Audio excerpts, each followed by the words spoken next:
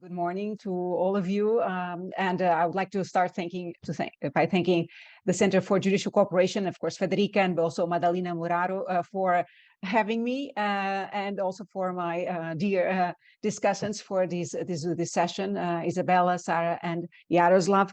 And so I will just start by sharing I would also like to thank, the Decentering Eurocentrism cluster for co-chairing this event. And now to the sharing of the screen. Okay, let's see if this is the one that I want. Okay, yes, let me, okay. Please confirm that it's okay. Okay, very well. So the title you already know. And so here is the outline of my presentation. I will follow the structure of the paper on which this presentation is based on.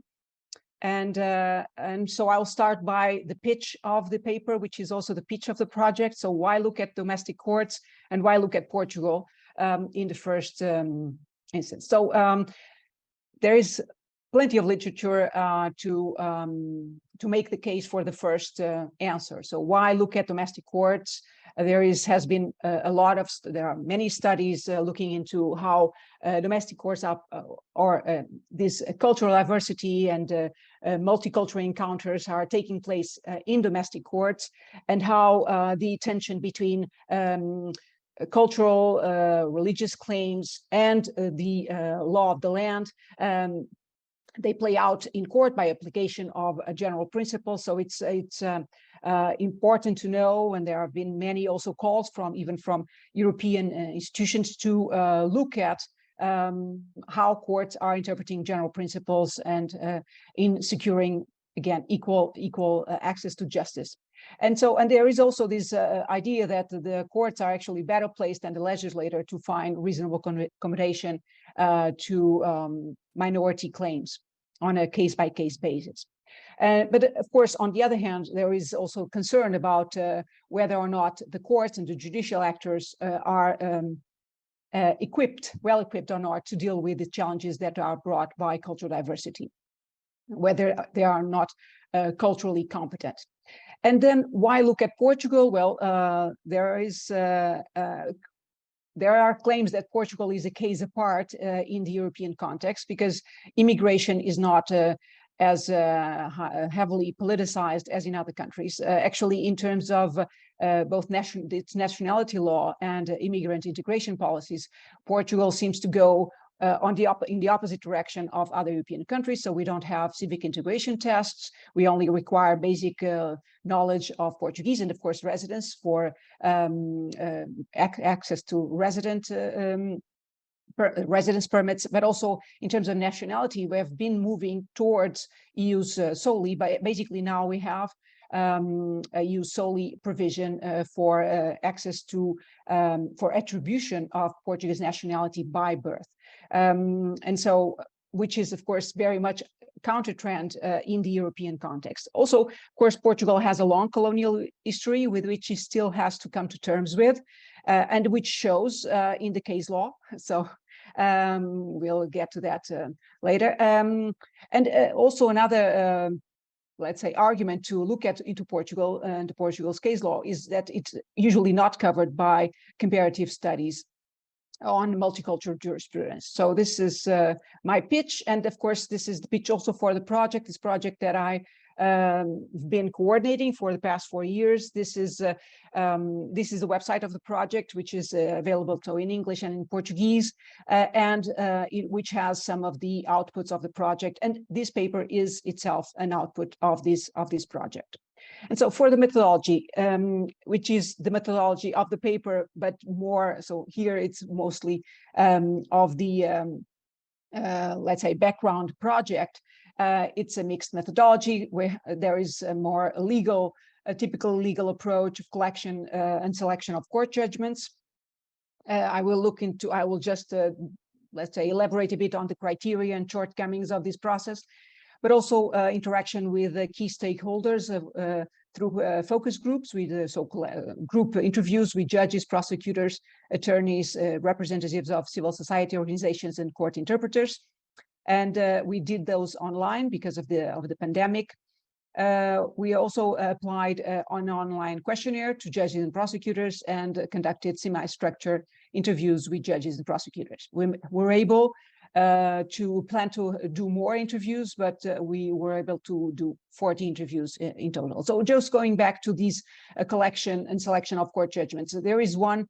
So the idea was to go as broad and wide as possible to cover as many judgments as possible back in time, and so across jurisdictions, but also go back to the late 1970s. So when the 1976 Constitution, so the democratic Constitution after the fall of the dictatorship, started into force. So when the Constitution started to be enforced, we wanted to look into all these cases. Of course, the more remote cases were hard to find, to come by, and also even current cases are not all available, right? So there is this limit on access to court cases. There is a very good but not complete, far from complete database, which is run by the Ministry of Justice. But of course, what this means is that, and on these databases, we search on the basis of keywords, which was very helpful. We managed to find many judgments which were potentially relevant for the project. However, this cannot be claimed to be representative of court practice, because this database only covers higher court rulings, and besides, even from the high court rulings, it does not cover all. It's not thorough at all, and there have been discussions in Portugal, even among the judicial actors, even among judges, calling for a broader publication, a broader scope of the publication. But there are, from the government, the argument is that it would take too many resources to make all the decisions from high courts available. But so this is an ongoing struggle in Portugal. However, so this means that the sample of cases collected for the project is not representative. It cannot claim to be representative, but merely illustrative of what's going on, right? So that's the main point here. So on the theoretical background, so this project is at the intersection of many research strands, and but which can all be gathered under the heading multicultural jurisprudence. And so I'm here taking the title from a book from 2009, if I'm not mistaken, by Marie-Claire Faublet and Alison Dennis-Renton, who looked into, collected studies from different national jurisdictions on how courts were dealing with cultural diversity and cultural claims. And so that's the title. So that I'm also using to basically bring together all these concerns about judicial practice and how culture plays a role in it. And so, but of course, when in this book by Marie-Claire Faublet and Alison Dennis-Renton, the main concern throughout that's commonality within the chapters in that book is this idea of the culture defense, right? So the possibility that litigants can claim that, oh, my culture made me do it. So very much in connection with the criminal law, and so very limited to that area of law. But in the meantime, of course, the scope of the multicultural defense, of the use of cultural arguments in court, has broadened, and so that's also the take in the project Inclusive Courts. We are not just looking at criminal law; we are looking at all jurisdictions where culture can play, or cultural arguments can play a part. And so we're looking at not only the cultural defense discussions, debates, but also debates on minority rights and religious freedom, legal pluralism, and so private international law, also the issue of minority legal orders. I'm taking here the studies of Malaya Malik about Islamic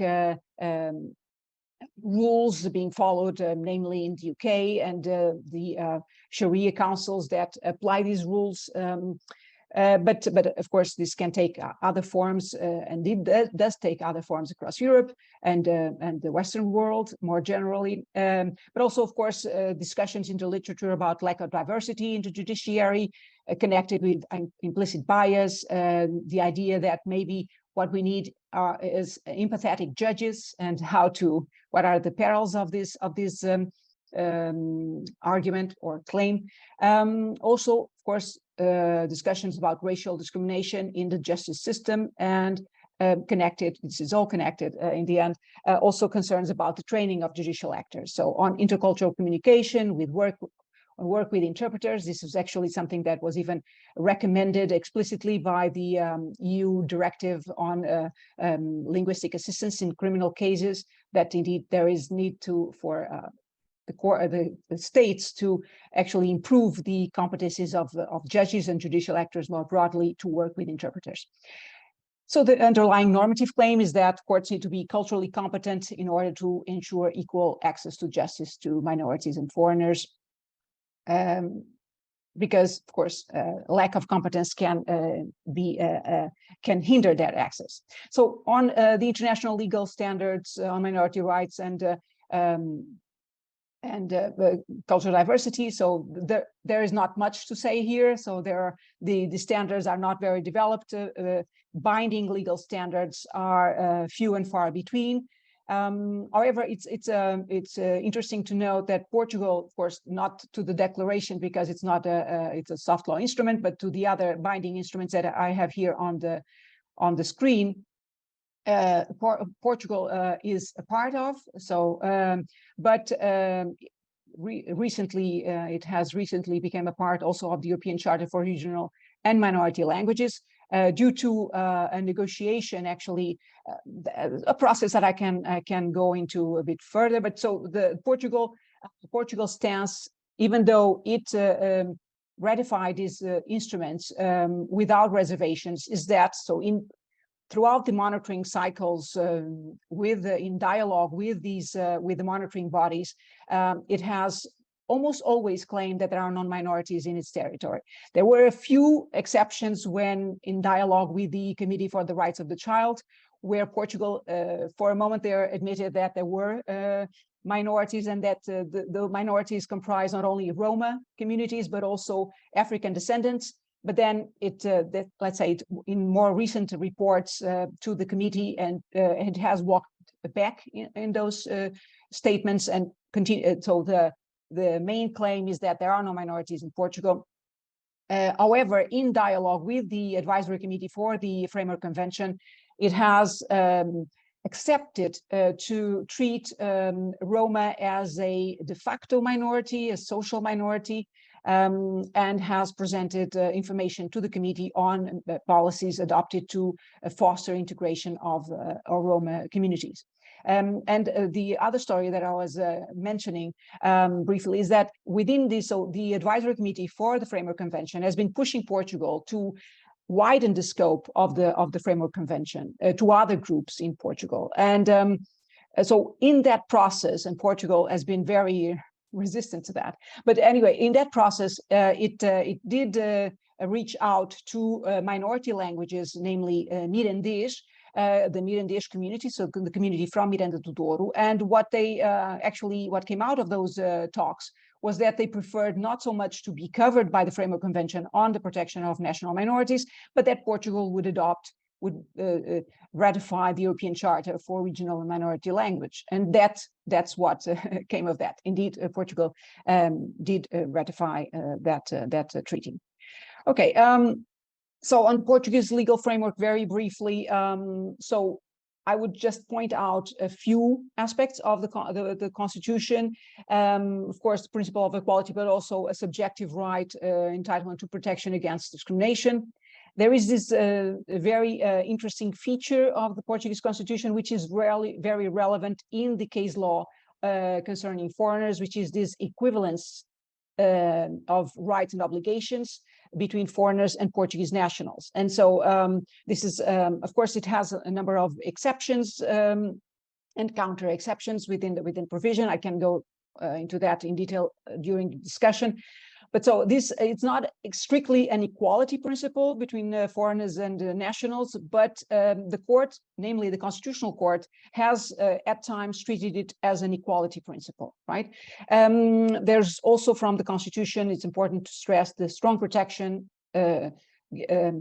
established in the Constitution for religious freedom, and in some of the most interesting cases on religious freedom from the Constitutional Court. Actually, the court said that the Constitution, the Portuguese Constitution, protects religious freedom in a stronger way than the European Convention on Human Rights. And so I'll come to that later. So we have also a Religious Freedom Act, which interpretation actually is at stake in the most relevant, so the leading cases on religious freedom from the Constitutional Court that I'll talk about later.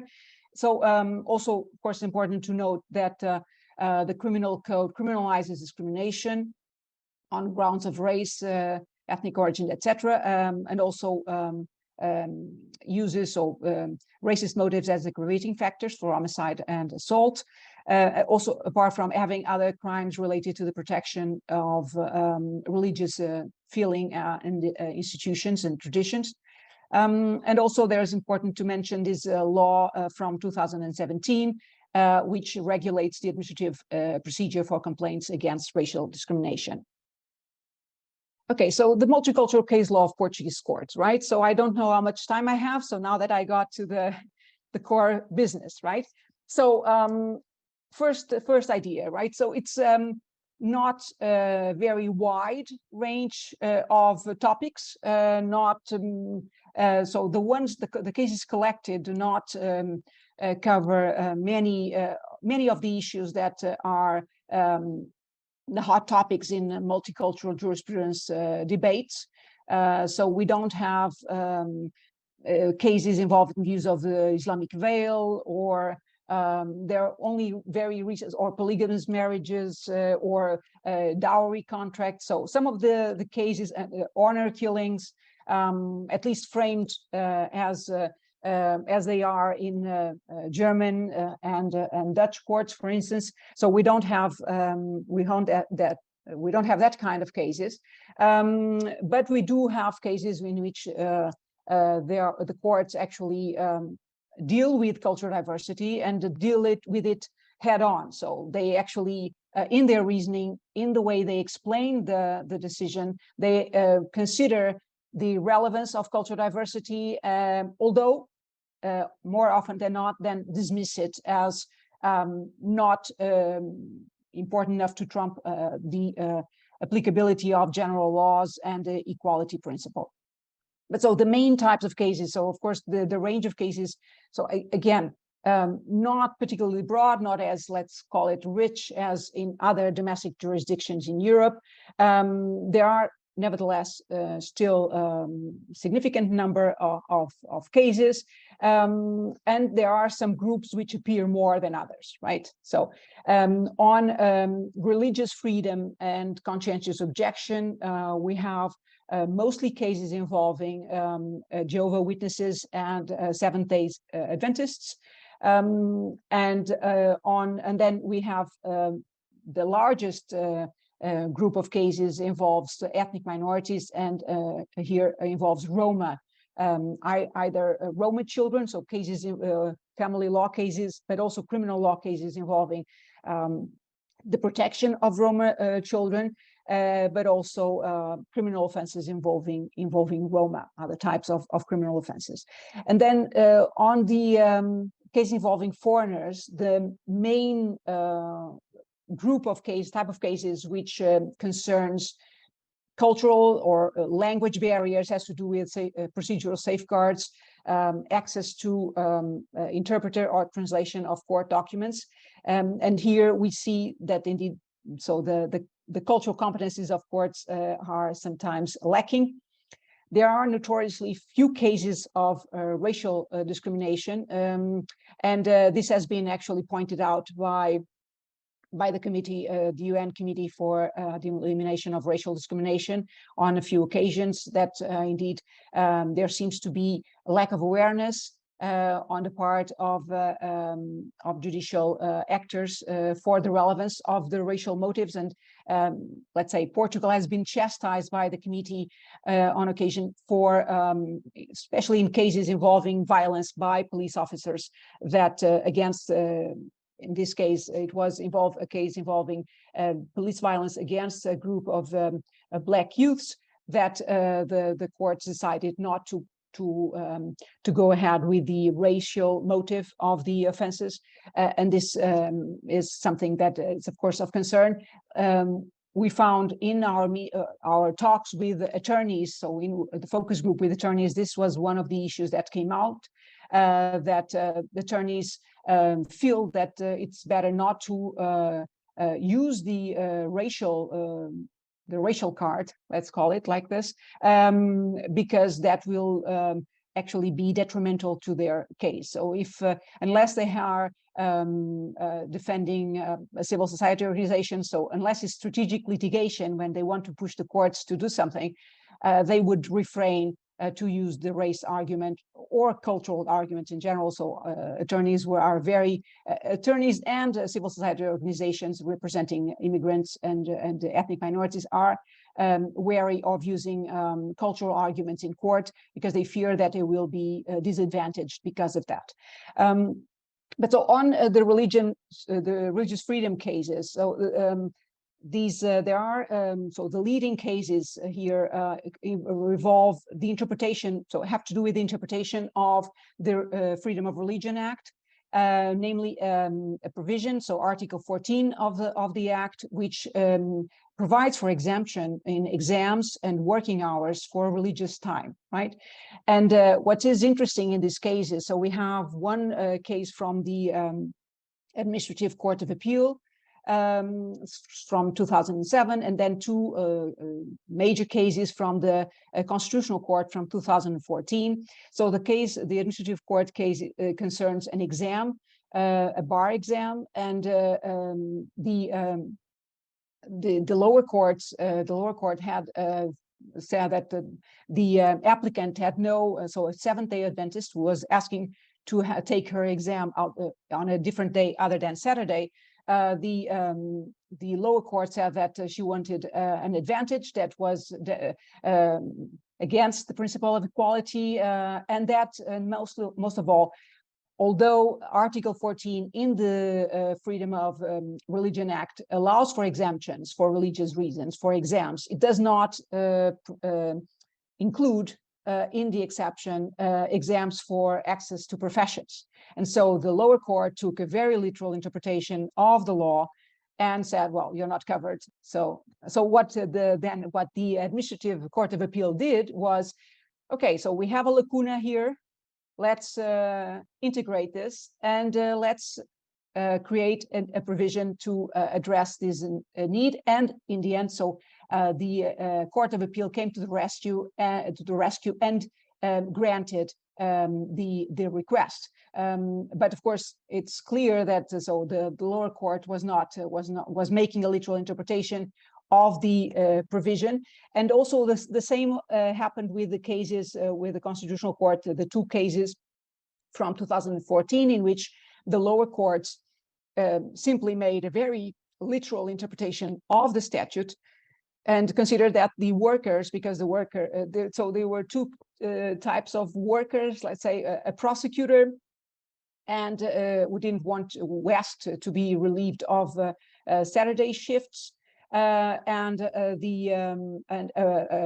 factory worker who wanted to be relieved after sundown on Friday from her shift at the factory. And so the worker was fired. The prosecutor was simply denied her request. But and the courts, before the case reached the Constitutional Court, let's say the lower courts, although there is not really a hierarchical relation here between these courts, but the lower court, let's call it like that, made a very strict interpretation of the law and said that shift work did not fit the legal provision, which referred to flexible working hours, right? So, and this led to basically considered that the applicants did not fall into the statutory provision. The Constitutional Court, what it did was interpret the Article 14 of the Freedom of Religion Act in accordance with the Constitution, because it said, well, so the state has a positive obligation to ensure that the believers have opportunity to exercise their beliefs or act according to their beliefs. And so it's not admissible, it's not constitutionally acceptable that we make an interpretation of the law which would reduce the scope of the law to inutility, right? So it's basically what the Constitutional Court did in those two rulings was to make a constitutional interpretation of Article 14 in the law and say, well, the correct interpretation is that this is compatible with, so flexible working hours in the statute have a meaning broader than the literal meaning, so that it encompasses also shift work. Okay, so on the cases involving Roma children, so there are many cases involving early school living of Roma boys and Roma girls. There are cases in which the early school living is considered enough grounds to put children in foster care, which is highly problematic. However, there are also, so this should come as no surprise that, of course, we found cases which are good examples of accommodation, of sensitivity to culture, and other cases where the courts show their colors in the sense that the prejudice comes across. Also in cases of religious freedom, of course, now I'm just rushing, and so there would be much more to say about these cases, but still, so there are some cases in which you can see, so the way, the language used by the courts, the reasoning of the courts when interpreting what is the best interest of the child. Now I'm talking about the Roma cases, or when faced, because these are the cases where courts are most often faced with cultural arguments. So our culture requires this, courts are often dismissive of these arguments, even questioning whether or not these traditions exist, right? Sometimes they do it actually in a, let's say, a positive way, in the sense that they say, well, it's not true that that the Roma condone sexual abuse, for instance. This is can be considered to be a positive observation, or there are also observations to the fact that it's not, so that Roma care very dearly for their children. So it's known that that Roma communities care very dearly for their children. So and so only in very dire situations are children left in situations of risk, right? And also there are so the good examples where the courts clearly make it, so put it in writing that while the sentiment of the family, when they are concerned, for instance, with the purity of the girls, while stating that this is something that is truly held belief on the part of the family and on the part of the Roma girls themselves, it should be and should be respected, but it should not be held incompatible with the applicability of general law, right? So, and there are good examples of how courts actually manage to kind of tie these two ideas together, that you can respect the cultural diversity or cultural identity that is claimed before the court, but without but while trying to bring these two together, this tension to, let's say, overcome this apparent tension and persuade.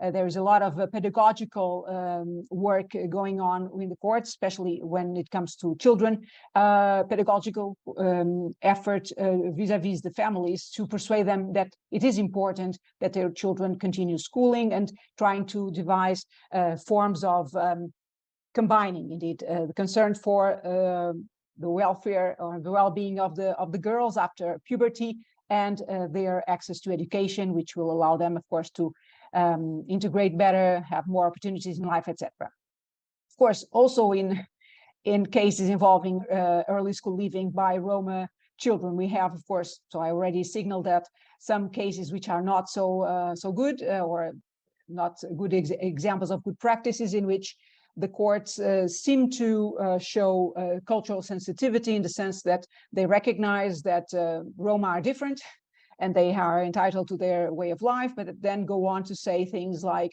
well, but since this girl is a Roma, she's bound to take care of her family, she's bound to work in fairs with her family, so she doesn't need an education. So that's a red line there. And of course, that's a point that I make in the paper, that it's which is not a novelty, that of course it's a very thin line to thread between being accommodating of cultural diversity and cultural identities, which are different from the cultural norm, which is embedded in the law, and being simply racist.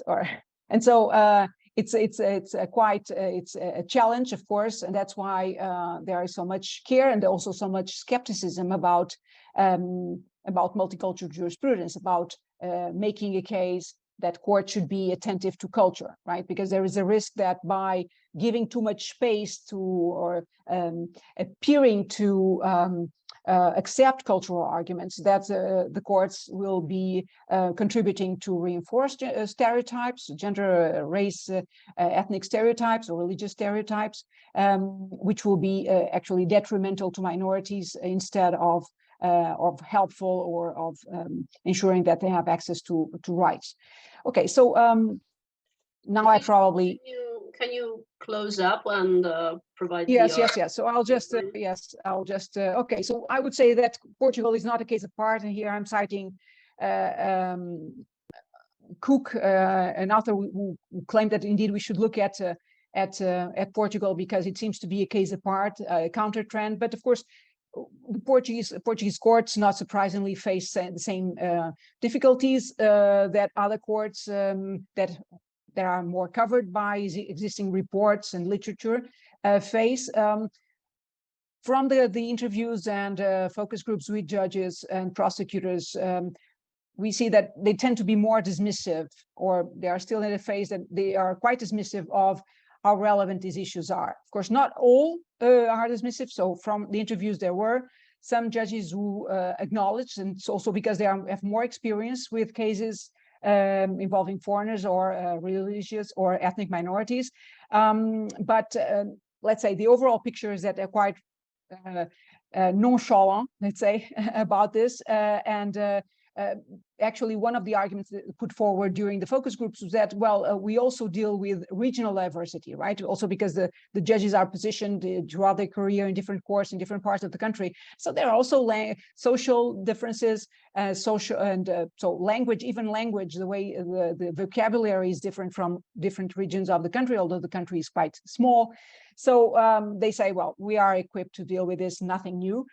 Although they acknowledge that sometimes they have difficulties when there are language barriers. Although here, let's say, judges are quite aware of language barriers when they have to work with interpreters, especially interpreters who are working with languages that the judges themselves do not understand, so they feel a bit too much in the hands of the interpreters. And that is not a good feel, although many express the idea that they feel well served by the interpreters that work with the court. But on the other hand, there are many court rulings where you can see that the judges think that when the defendants argue that they did not have access to an interpreter, or that the accusation was just orally translated in 5 minutes in a short version by a court-appointed interpreter that the defendant met on the spot, then they simply think that, okay, that's not a problem. That's more than enough for you to understand what you're being charged of. So there is, again, this dismissiveness of the challenges, of the barriers, language and cultural barriers, when when the language barriers are felt by the defendants, not when they are felt by the court themselves. Okay, so there are, of course, good and bad examples. We found many examples of cases where the judges expressed were quite sensitive to the cultural issues, were very careful not to use gender, but also race, ethnic stereotype language. But of course, then we also have the opposite cases, especially involving religious minorities. It's very clear that how unease the Portuguese courts are still with religious minorities, and how it's a completely different treatment of Catholic arguments than when the groups at stake, the persons at stake, belong to religious minorities. This is very visible in the case law. Okay, so and again, another point. Very few references to international law. This has also been a point of reproach by international monitoring bodies, namely, the Committee for Elimination of Racial Discrimination. Almost no references. There's one of the cases, one of the judgments from 2014 on the religious time. That case referenced, it was one of the very few instances where the Framework Convention for the Protection of National Minorities was referenced in a court ruling. However, it was just listed among many other international human rights instruments, so it was not given particular attention. And so the need for specific training, again, Portugal is not a case apart. There has been investment towards this, and the judges, not all, but some judges acknowledge, either in the questionnaire that we applied, but also in the interviews, some acknowledge that that could be some more training on intercultural communication and contact with other cultures, also comparative law, and also other disciplines other than law. Thank you very much.